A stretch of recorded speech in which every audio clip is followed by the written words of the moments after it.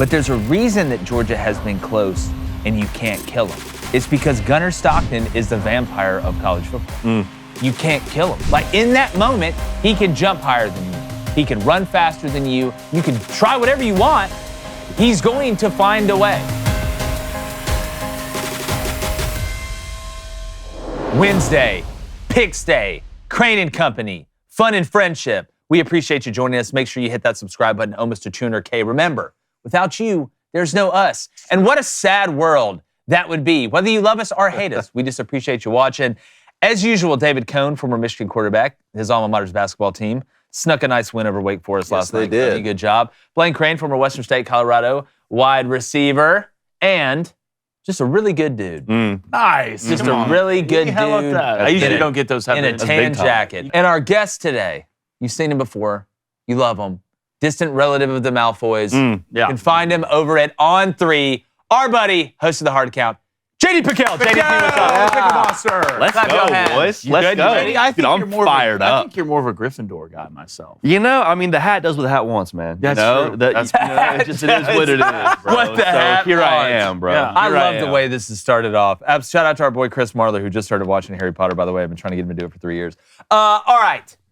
So, guys, the slate this weekend, it's always a good slate. I don't give a shit what anybody says. If we got college football, I'm watching Maction last night be incredible, by the way. Watching it be incredible. Poetry emotion. Got some really sneaky matchups for college football, playoff implications, obviously conference championship implications. But, JD, before we get into picking these games, and we got 6, just where we stand right now with what you've seen from the playoff committee, do you think it is more likely that we get 5 teams from the SEC in, or only 3 teams from the Big Ten in right now? I think it's more likely we get 3 from the Big Ten. Okay. And that's not saying that I think the SEC is going to go on this tear in the final month, but just looking across the board in the Big Ten, man, like Oregon, I don't see them dropping, even though they got a tough stretch here to finish They could the lose a season. game and still get They could lose a game and be in. Yeah. Ohio State speaks for itself. Indiana speaks for itself. Outside of that, it's like you're asking Michigan to beat Ohio State, which if history serves as a teacher there, it could happen. It's not unrealistic, but like all those, like there's not a team where I'm like,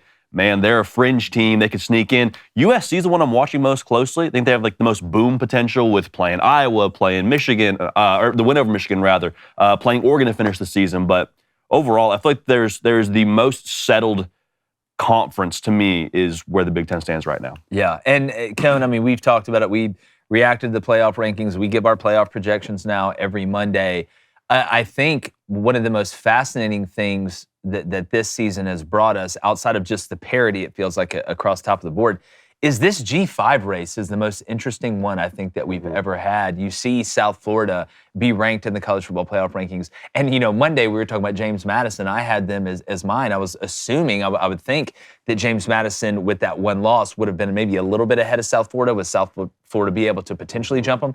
But, I mean, this group of 5 race, man, is still, the American Conference is unbelievably intriguing. It's incredible. It's been like a new team every week, and I still think North Texas is in the race too. But let's see what happens with Navy hosting South Florida, because South Florida does have the 2 losses, but the playoff committee has said what they think about that now. Back to the SEC and Big Ten point, what was fascinating in year 1 of the 12-team playoff was everyone had just penciled in 5 SEC teams or more, 6 SEC teams. But, that conference cannibalized itself because there is so much talent, there's so many competitive teams, that kept 4 teams from getting in last year. They only got 3.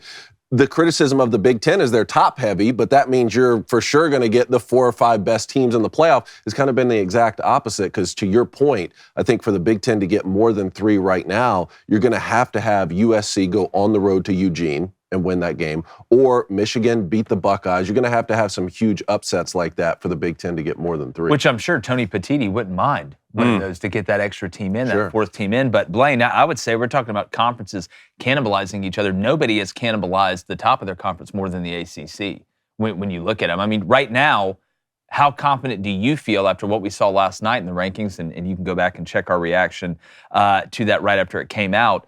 But do you feel more confident now that the Big 12 and the ACC are each only going to get 1 in? Or how would you order, like, would you say the Big 12 is more likely to get 2 in and the ACC 1, or vice versa? I would say Miami's hanging around.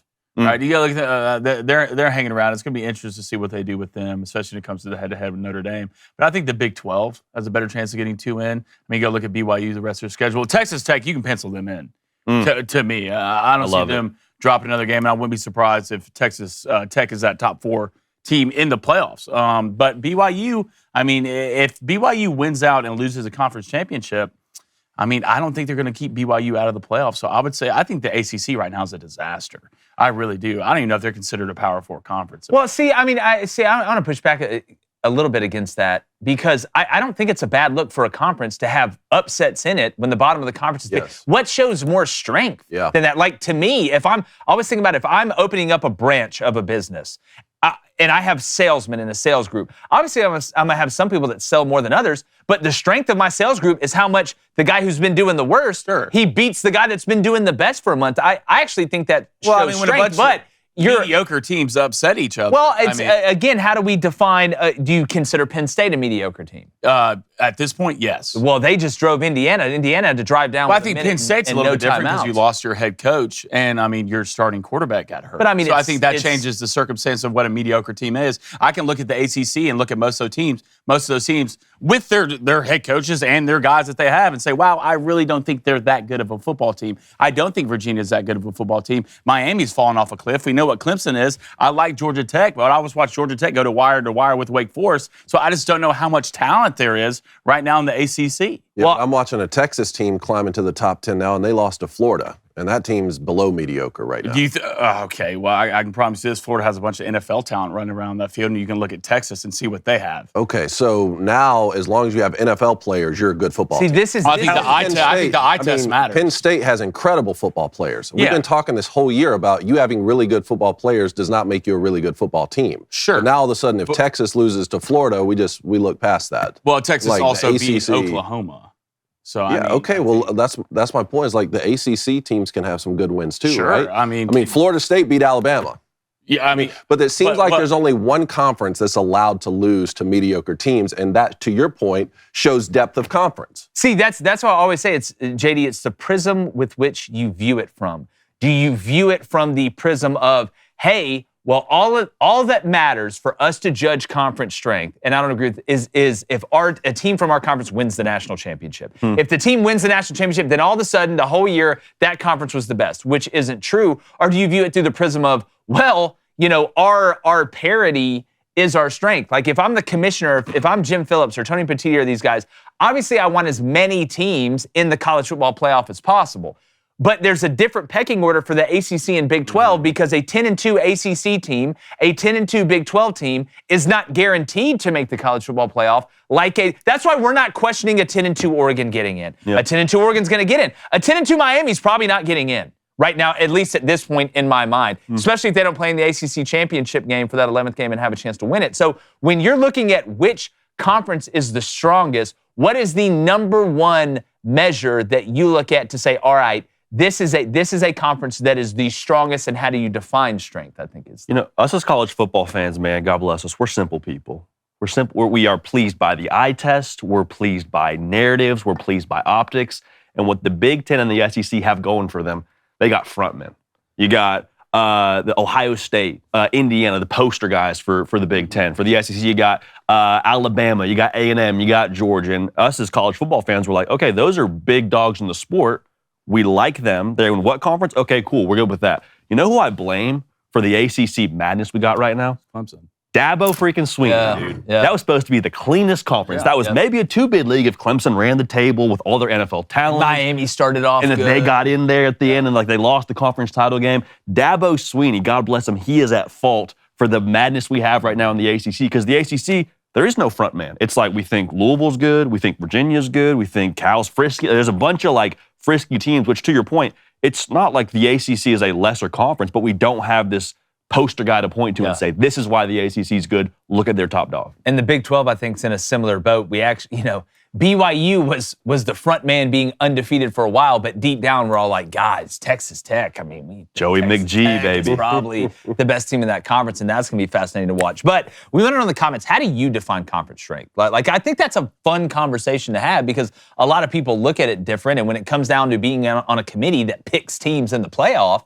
conference strength matters more because you play more games in the conference than you play out of conference. So it's a fun way to look at it. But all right, let's go to the SEC, which many will claim is the strongest conference. They may be right, they may be wrong. Today's episode is brought to you by our friends over at Prize Picks. You know, you and I make decisions every day, but on Prize Picks, being right will get you paid, player. Don't miss any of the excitement this sports season. And on Prize Picks, whether you're a football fan, a basketball fan, or just a fan of both like us, it always feels good to be right. I mean, look at the lineups right here David's over here throwing out. It's easy to navigate. It's trustworthy. Prize Picks, it makes daily fantasy simple. Just pick more or less on at least 2 player projections, and when you get your picks right, you could cash in. And here's what's new. Prize Picks now offers stacks, so you can pick the same player up to 3 times in one lineup. You can also follow other Prize Picks players directly on the app and copy their lineups in one click. Plus, if one of your players gets hurt or injured in the first half and doesn't return, Prize Picks won't count it against you with their injury reboots. So join the millions of users on America's #1 fantasy sports app.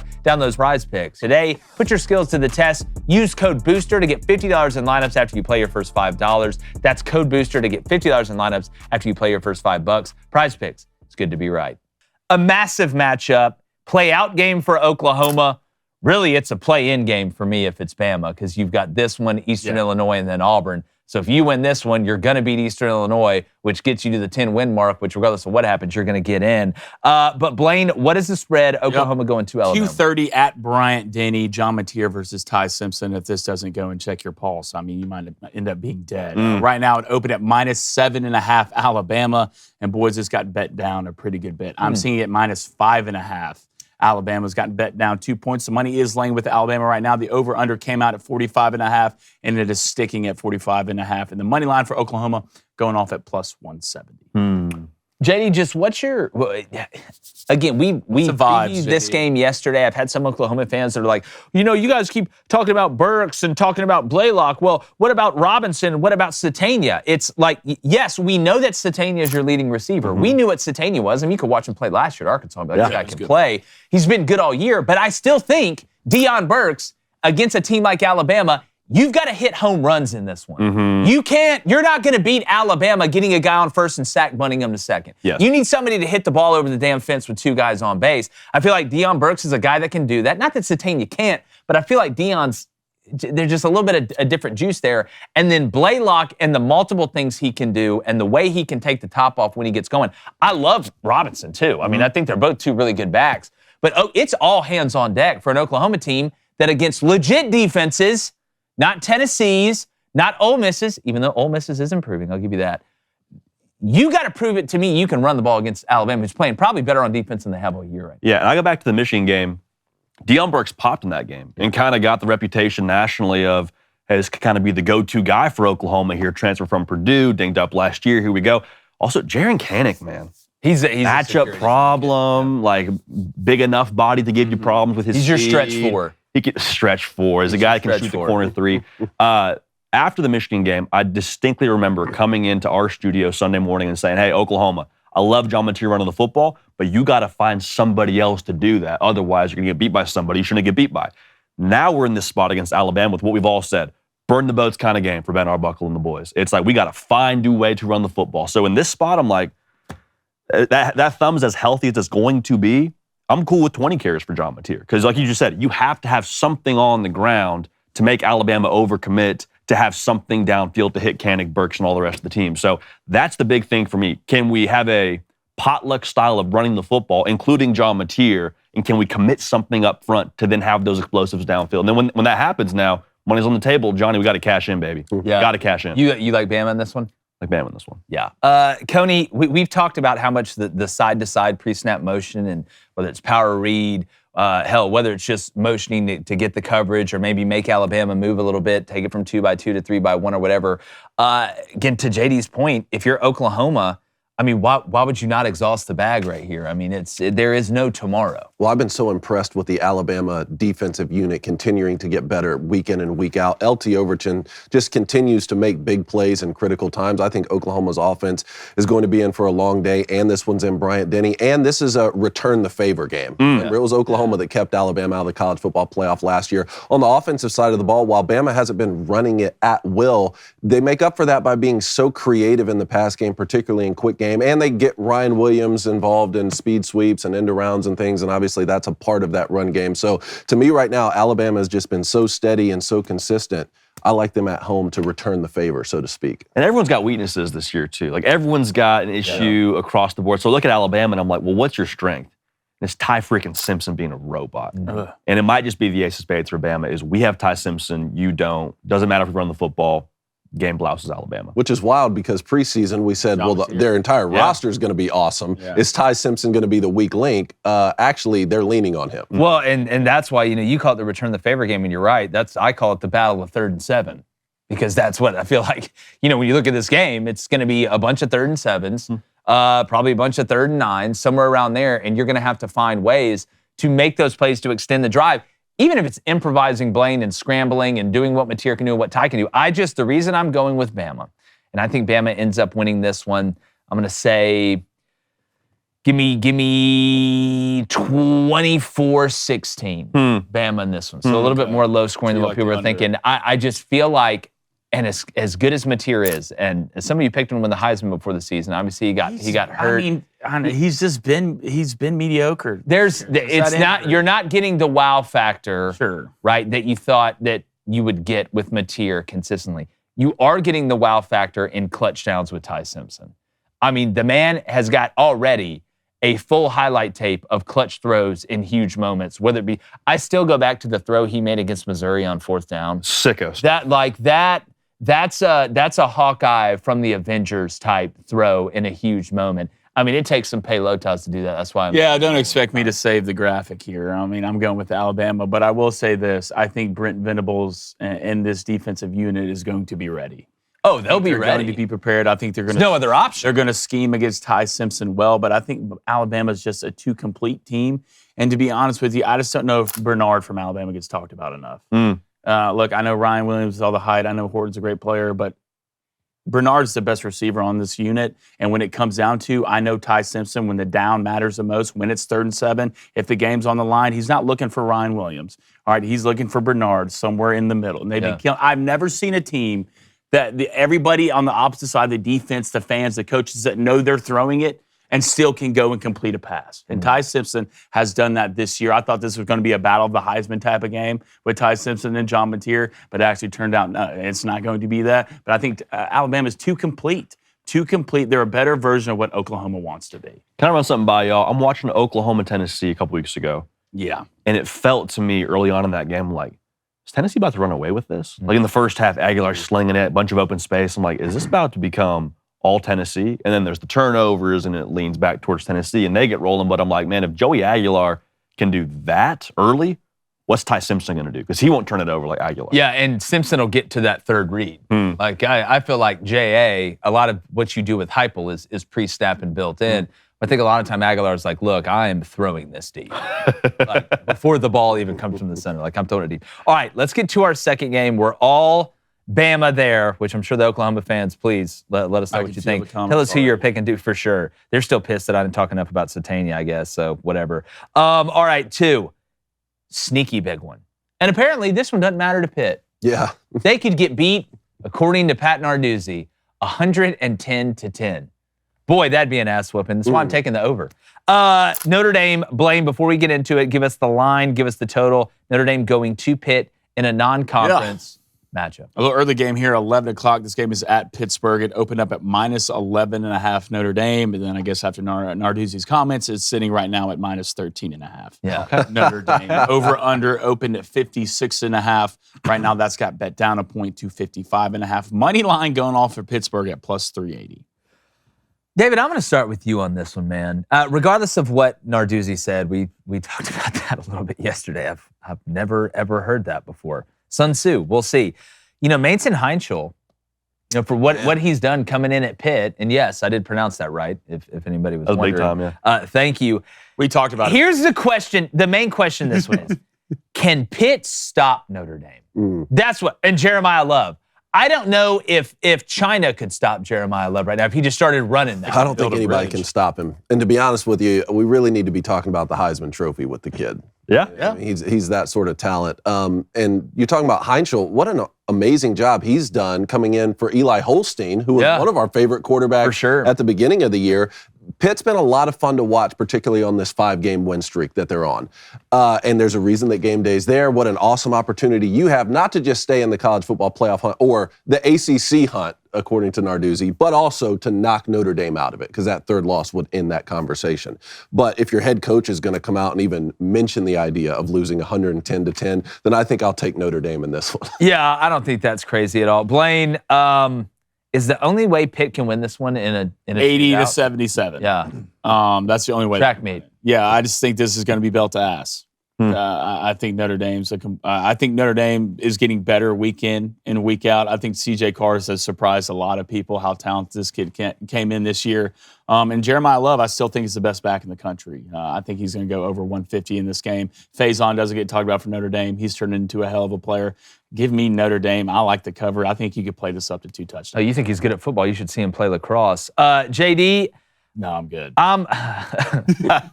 Blaine, not a big lacrosse fan on that. I'm with that right there. I want to pick Pitt, man. Like I want to because I'm slowly turning into the Joker. And I want chaos. And Notre Dame losing to get to that third loss would be chaos in the college football playoff rankings. I am just trying to, in my heart of hearts, find a way outside of just CJ Carr playing the worst game he's played all year, the weather being terrible. I don't know what the forecast is. Right now, it is looking like 50 degrees and cloudy. Okay. So no rain. Okay. Yeah, I'm gonna go Notre Dame. Yeah. So look, I'm gonna go. I'm Notre not a Dame. weatherman, but that's just what it says. I don't think it'll be 110-10, but I'm gonna go Fighting Irish here, JD. I'm with Blame. I think you just kind of pick what kind of belt you want to roll out there with. Is it Gucci? Is it Bedazzled? Maybe crocodile. You ever gotten spanked with a crocodile belt when you were a kid? Not yet. Not fun. I'd rather get bit by one. Ostrich. I mean, it really is. I think the thing with Pitt that's so interesting is I think they're going to move the ball. Like Cade Bell, the OC for Pitt, one of the best OCs I think in the business right now. Shout out Western Carolina. Yeah, that's right. That's right. I mean, I think with the personnel that Pitt has, we talk about Notre Dame every single week of, well, they play man coverage, they like their guys versus your guys. I'm like, man, Heinschel, the way that he's spinning it, the receivers that Pitt has, Kenny Johnson, big body out there, can win in man coverage. So I think they're going to score. But I keep watching Pitt, and I'm like, man, they stunt a lot up front. They do. They're playing they take games. a lot of chances. I don't like that with Jeremiah Love coming down. Like, dog, you better be right. You can't do You better this slant into and stop the run. So bad being busy in that front seven and trying to stop that backfield. And then C.J. Carr, too, the way he's progressed. Like, I think what Ohio State's done with Julian Sayin and what Notre Dame has done with C.J. Carr, bringing them both along in these, like, lower stakes games, if you will, let them spin a little bit. I think Pat Narduzzi, in true Pat Narduzzi form, is going to leave his DBs on islands, dare you to beat them downfield, and I think C.J. Carr is going to do that. So I think it's Notre Dame win, Notre Dame cover. Yeah, I'm so taking the over in this game for Loxley and the Dogs. I'm going to tell y'all. All right, let's move on to the third game. You guys have heard of the bearskin hoodie, right? I have. Well, we know David has. He's got 19 layers, but I know the best one. Look, people that are smart, they're locking in their winter gear now because this is hands down the best time to prep for the coming winter. For some of you, it's already here. It's freezing in Nashville already. Well, Bearskin's running a 60% off deal right now, but only if you get your hoodie early. It's built like a tank. 340 GSM, microfleece, 10 pockets with a clean, rugged fit that looks awesome. Plus, it zips right into the heavy storm rain jacket to become 100% waterproof when you need it. You're basically Shia LaBeouf in Transformers. So when it turns cold, wet, and windy, you're not scrambling the last minute. We've used it. We love it. Used it in Ireland. It works like a charm. You'll get free U.S. shipping, fast delivery, and you've locked in your winter gear already. That's a win-win. So do yourself a favor. Text the word Crain, that's C-R-A-I-N, to 36912 to lock in your 60% off. Again, text C-R-A-I-N to 36912. You'll get a link sent straight to your phone so you can check it out later if you're too busy. But don't wait until you're freezing to realize your hoodie sucks. Get a bearskin now while it's 60% off so you can be 100% covered and warm. Text Crain to 36912. From one style of play to a totally different one.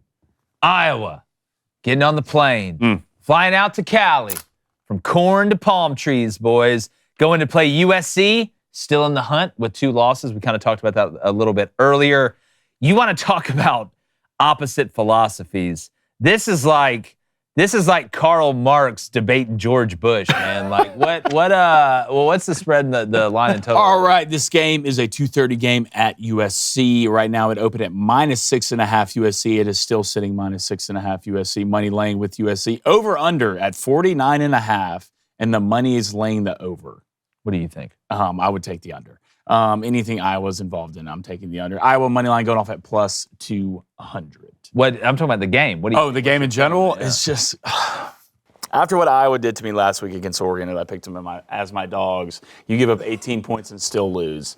It's just hard for me to pick Iowa in this game. If it was at home and it was 12 degrees and people were throwing mud out of the sky, I'd probably pick Iowa. Mm-hmm. But it's not. It's at USC. It's a 2:30 game. Iowa's on the road. Look, I love the under in this game, I promise, but I think USC wins. I think Iowa keeps it close in Iowa fashion, but they just don't have enough at the end of the day. And I think this USC team's Hansel right now. They're hot. Yeah. They're hot. Male model of the world. They're out there. People are taking pictures. Timothy Chalamet, shit. I don't know. All right, but they have a lot in front of them. Lincoln Riley getting talked about a lot of jobs. Where is he going? Maybe he's staying at USC. But I think USC clears because I think Iowa needs a bounce-back game, and I think he's going to have that. Coney, you know, Kirk Ferentz always finds a way to win 8-9 games, keep them in the hunt. They always sneak up and bite somebody. They're going to show up and play hard. This USC defense, obviously it's improved. They're still in the fight. I just don't see a way in which Iowa holds USC to under 20 points and how Iowa scores 20 points. I think it's that simple. It would so many things would have to go wrong, I think, for Southern Cal here. It's just the odds are so low. I'm talking like block punt, kickoff return, stuff like that. I'm going to take USC. Honestly, if I did bet this game, which I'm probably not, I would take the under. Does Iowa go in there and win? No, this is one of those games where the location matters so much. Yeah. USC plays very well at home. They don't particularly play well on the road, even though they did go to Nebraska and get a good win. That type of game last week where Oregon had to go to Iowa in the elements, low scoring, ugly. I don't think USC comes back and wins that football game on the road. Well, this one's going to be in Los Angeles. And I think, there's just so many weapons for USC. Mekhi Lemon is he's proven to be one of the best wideouts in the country. I think USC is going to score a lot of points and win this football game. JD, as someone who looks like they played linebacker for USC, what do you think? I appreciate the linebacker nod, first of all. Shout out Brian Cushing. Yeah, I've been trying to stay in the gym and keep the linebacker-ish comps, so I appreciate that. You're a will. I'll take that. I'll take that. Yeah, you're a will for sure. I thought I'd be more in the nickel range, so will is actually a bit. I can see drop. Hey, third and short, fourth and short, we'll talk about it. Hey, we'll match personnel. They come out in 12, we'll do it. I love that. Man, I look at this game, and there's a feeling, as someone from Southern California, there's a feeling internally, I'm like, USC, they're going to look into your soul when you look at Iowa.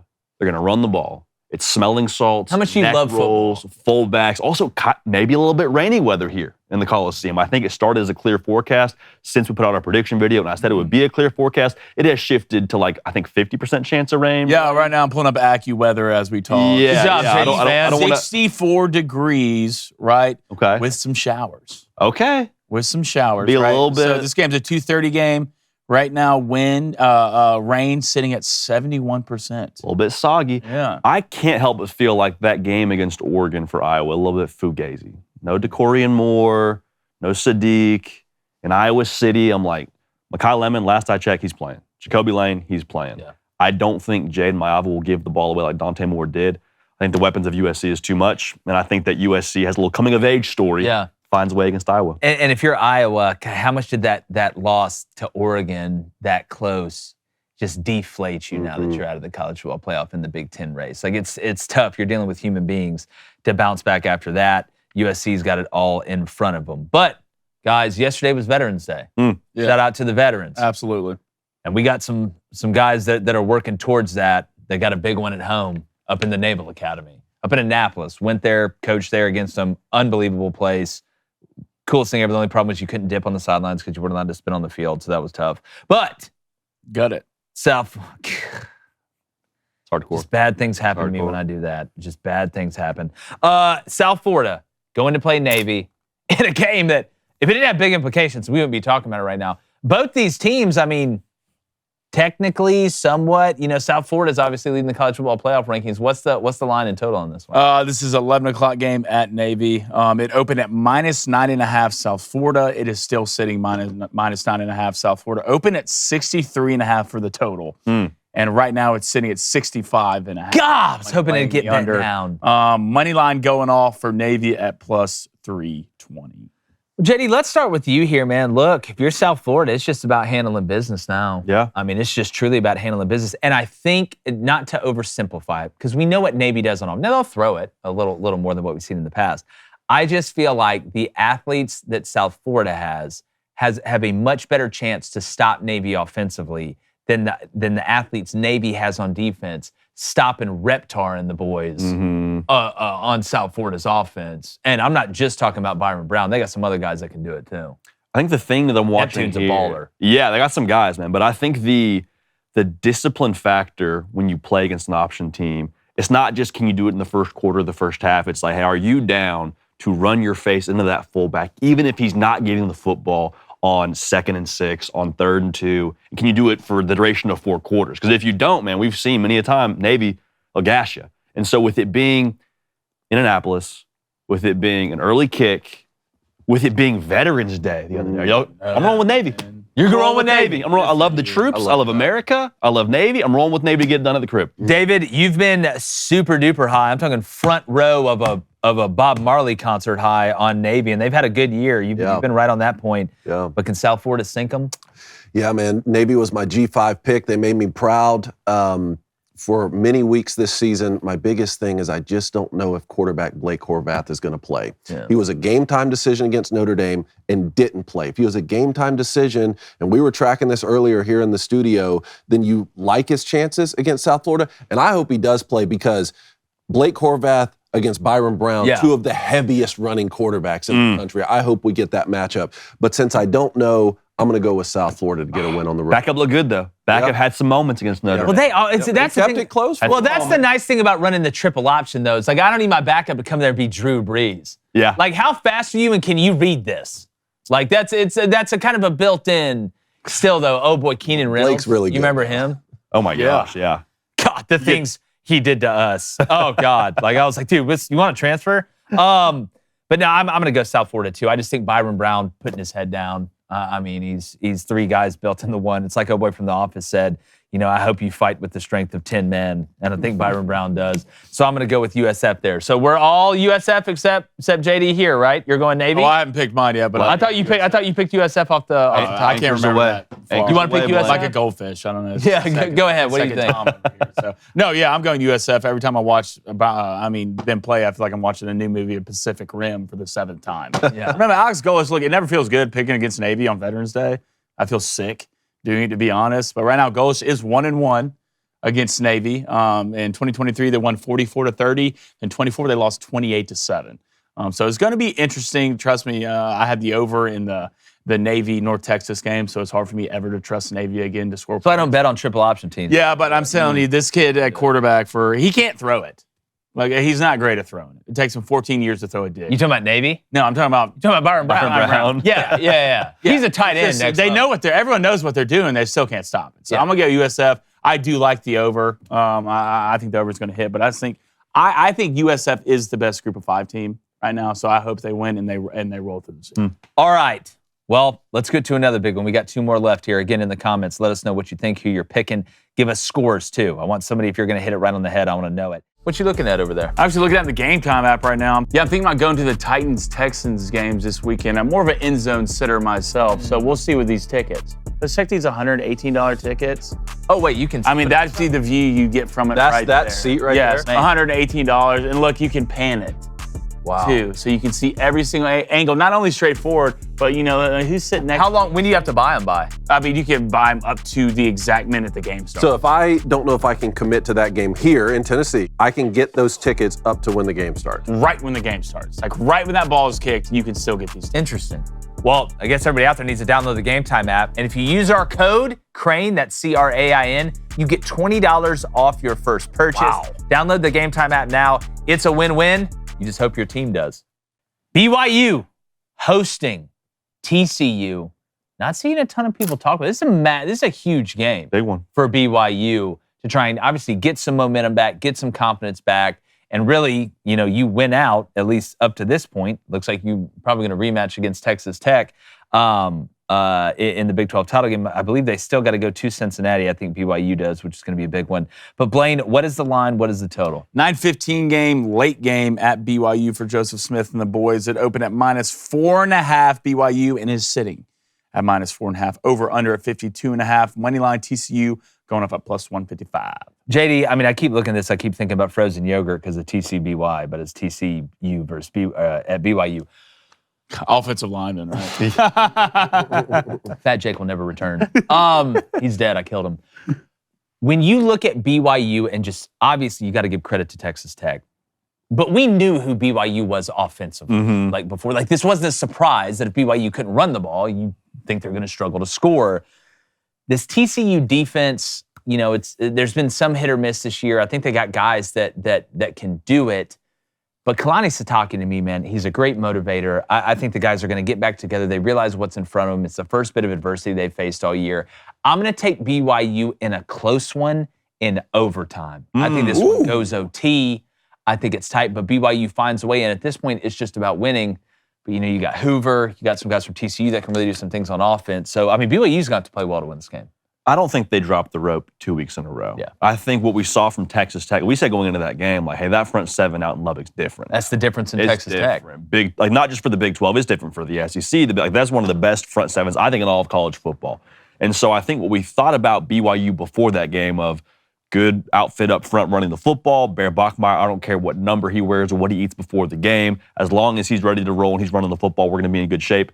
I think BYU controls the line of scrimmage. I do think TCU scores. I think Josh Hoover's wheeling and dealing, but I do think that BYU ultimately wins and covers.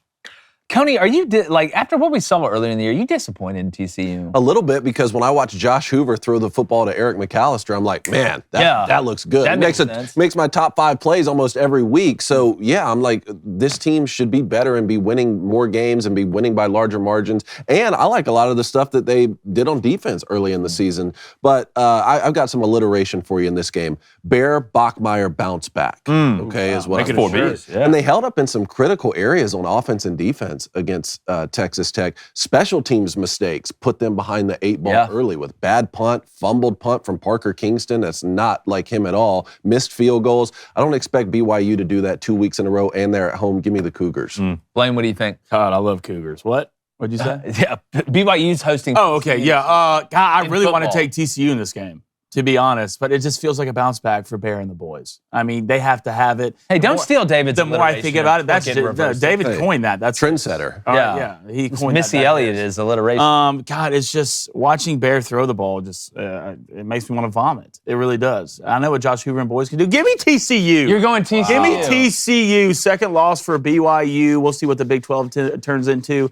Give me Hoove and the boys. Come on, let's sling the pill. All right. Yeah, Brett Yormark, I don't think wants that. I don't give a shit what Brett wants. That's what I want, Brett. I'm going to tell you what I want, JD. I want to watch this damn Texas and Georgia game. It's so crazy. And before we get to the line, we talked about how many similar things there are with Texas going to Georgia and Oklahoma going to Bama. The road team that has to win has the exact same record. Yeah. Right now, Texas beat Oklahoma. The home team that doesn't have to win but needs to win to go ahead and shut the door on anything else and being left out has the exact same record. Texas lost to Oklahoma. Georgia lost to Bama. We talked about the lack of run game for Oklahoma and Alabama. What I'm looking at for Georgia and Texas is the exact opposite. I think both these teams can slow down the run. What I'm worried about, and I'm actually a little bit more worried about it for Georgia than I am Texas, is can you get to the quarterback? Yeah. I know one team has Colin Simmons. So part of me please God, snap it, Switowski. But Georgia is at home. And God, this team has just found so many different ways to win. And Gunnar Stockton is a bucket. Where are you at on this one? The line, I like the over. I know the spread is. Yep, right now, this is at Georgia, 6:30 between the heads. Oh, gosh. Pour it all over me. It opened at -6.5 Georgia. It's sitting at -5.5, Georgia, right now. I got bet down a little bit. Over under open at 49.5, Dave. Right now it's sitting at 48.5. Keep betting it down. Money line for Texas going off at +165. JD, your thoughts, your emotions, your ambitions. Emotions are all over the place. I'll say that. Like It's an emotional roller coaster. It's the holidays around the corner. I don't know what to think. Yeah. I look at the way we've talked about Texas over the course of this season, and I think Arch deserves his flowers because he's clearly seeing it better. He's playing with more confidence. I love seeing Arch be a little bit more goofy. He's pump faking the camera. And I'm like, okay, Arch, you seem a little bit more like yourself. Good for you. With that being said, I think the narrative around Texas going into the year was Arch is going to be awesome. Again, not in this room, but nationally it was Arch is going to be the problem solver and be the wideout. He's going to will Texas back to the college football playoff. Texas is a complementary outfit. Like, we got to stop the run. We got to run the football. We got to block in the perimeter. Like, we got to do all these things around Arch to make him be successful. Doing that on the road against Georgia, where it feels like they're entering into like November Georgia, if you will. Like Georgia in September and October, they're one team. You get November Georgia, I think it's a different beast. I think Gunnar Stockton and those weapons are going to force the issue on Texas to have to chase them. I don't like that in Athens. I'll take Georgia to win, and I'll take Georgia to ultimately cover there. Blaine, you know, we look at the type of athletes who are going to be going against each other in this game. There's NFL players all over the place, but there's one caveat before you get into your diatribe about this. The second half of the Vandy game, I do think we have to remember the injuries that Texas had in the secondary. You look at the safety position. I mean, you're already without Taft, who's I think they're going to get healthier. You're coming off a bye week coming into this. So I want to make sure I factor that in. But still, having said that, God, Gunnar Stockton can spread it around, and the tight end matchups that Delp's nasty. Yeah, like and whatever they got whatever Elias Williams or whatever. You want to talk about Pacific Why haven't Rim. they been throwing that thing the ball the entire year? He'd get off the bus first. It's like Trey Dez's Green's dad. Yeah. Like what do we do? But that's Georgia for you. They just walk off the bus. They're huge. They're fast and pretty smart. My thing is this: what is Georgia? What is it? 2-0 against Sark? Yeah. At Texas. I just think sooner or later the reign has to end. Right, it has to end. I just think, and it's crazy for me to sit here and say this, I trust Texas's defense more than I trust Georgia's defense. I know Texas can get to the quarterback. I know Texas is the best in the country at stopping the run. What does Georgia want to do? They want to run the damn ball because it sets up their play action. And I go back to what JD said. Arch isn't pressing anymore. It looks like Arch is having fun playing football. And that's dangerous. With Steve Sarkisian, and look, I know Kirby Smart has been the monster under the bed versus Texas. But I think the reign ends this Saturday. It's the ring, and in darkness shall bind them, right? I think Texas goes between the hedges, and I think Arch Manning out-duels Gunnar Stockton. Oh, man. Right? And I think Texas finds a way to win this game. Don't forget, Georgia's been living on the edge, brother. The edge, week in and week out. And I know Kirby Smart finds a way to win these games. It's the culture, and I get it. But Texas is pretty damn good. And they're pretty hot right now, coming off a couple good wins. And they've been battle-tested, right? I know not against the best teams in Mississippi State and Kentucky, but they found ways to win. Give me the Longhorns in this game, baby. Horns up. Arch Manning, coming out party. David, your favorite. David, the mind battle between Sark offensively and Kirby defensively. I mean, this is a straight up Mensa society. Put the chess pieces on the table. Quickly, Dave. Let's go to Russia. I want to say Michael Taft, expected to play. Yeah. That's what Ryan you were saying Wingo, this week. expected to play. Yep. Jelani McDonald, expected to play. All right. Texas really can throw a wrench in this whole thing with games against Georgia and Texas A&M left, and you have the head-to-head win over Oklahoma and a 7-point loss out of conference to the Buckeyes. But to do that, you got to go win these football games. And in the two matchups that you were talking about last year, the first one in Austin, the second one in the SEC championship game, Kirby just really showed an ability to scheme up Steve Sarkisian. And that was my biggest surprise in those two football games, the turnovers. I mean, Texas was able to turn Georgia over, 5 times? But Texas turned it over 7 times. Yeah. And that really proved to be the difference and why Georgia won the SEC championship a year ago. Give me the Georgia Bulldogs at home, man. Yeah. Blaine, you bring up a great point. Georgia, I think they've trailed, in every SEC game they've played but Kentucky, one or something like that. And they found ways to win games. But I understand that concern. I think a lot of Georgia fans are, worried, hey, Texas comes in here, throws a couple punches early, this is going to be a 4-quarter game. And I hope it's a 4-quarter game because I enjoy good football and I want it to be tight. Now I want to see who can make the plays in the biggest moments. On the Texas side, if you watch the way that Texas has been cooking, they've out-athleted a lot of people that they've played. I mean, you're throwing swing screens to Ryan Wingo, who's going for 80 yards. I mean, Arch has gotten better. I agree with that. He's not nearly what he's going to be at the end of the road. But there's a reason that Georgia has been close and you can't kill him. It's because Gunnar Stockton is the vampire of college football. You can't kill him. You can try whatever you want. He's going to find a way. Like in that moment, he can jump higher than you. He can run faster than you. He can get the ball out of his hands. He finds a way to do it. I think he is the perfect he's a thicker version of Stetson Bennett to me. Boy, thick. Yeah, I mean, he is. And he looks 30 years older, right? It looks like, he's lived his life for 45 years, but he hasn't. And there's just something about Kirby and them in the second half. And yeah, they have Georgia's number. They've had Georgia's number. But just the combination of Gunnar Stockton, of Kirby Smart. What does concern me, though, I'm picking Georgia to win this game. But what does concern me is Mike Bobo is really only in his bag when he's facing equal or greater competition if the run game is legit. That's what, if the run game is not working and Anthony Hill and all those guys are disrupting it, not that Georgia can't move the ball or they can't score. I just don't think they can hit the chunk plays that they're going to need. And then when you get in the red zone and the field shrinks and you can't run the ball, it creates an even bigger problem. I like Georgia, but I think Texas comes out and punches first in this. I think they do, but I like Georgia. It's going to be interesting to see. Betting a total on this one's tough, but I mean the matchup's going to be fantastic. It's going to be phenomenal. Yeah. I mean this Georgia defense, right? They have given up big plays this year. They have. It's because the pass rush isn't. And I will say this: he might be a vampire, but Dracula died. Got stabbed through the heart. Allegedly. Spoiler alert. Jonathan Harker decapitated him. So you can say what you want, but vampires die too, baby. And Arch Manning, Saturday, the vampire hunter. What's that? The Vampire Slayer? Vampire Slayer? Whatever. Yeah. Buffy? I don't even know. She's kind of hot. Who cares? I'm telling you, he's going to come in Saturday. Shing! All right. Shing!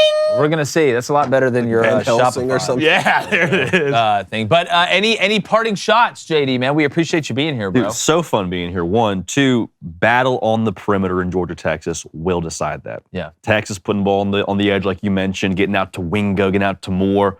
Who wakes up in a worse mood? Is it the Texas receiving corps or is it the Georgia DBs? That battle physically on the edge will, I think, decide that The game. blocking Gonna decide it, by the man. receivers. That's a good point. And Georgia blocks and tackles is going Yeah, back they to my do. take here. So, yeah, I'll take Georgia. All right. Well, any other parting shots here, gentlemen? Anything Don't make else me on look the stupid, periphery? Texas. We'll see. We'll find out I soon believe enough. Like I picked y'all to win the net. Thanks for coming in. Yeah, man. they do. We'll never hear the end of it. Yeah, JD, thanks again, brother. Always, it's always man. good to see Appreciate you. y'all. Make sure you check out the hard count on On3 with JD PicKell. He does a great job. I'm sure if you watch the show, you probably watch his, and we appreciate it. Make sure you're subscribed. Let us know in the comments what you think. Who's going to win? Who's going to lose? Who's right? And who's wrong? God bless America. And just like the chances. Let's not be excited about a little bit of Wednesday night football, too. Very Got some excited. good Thursday and Friday matchups. We're going. Gone.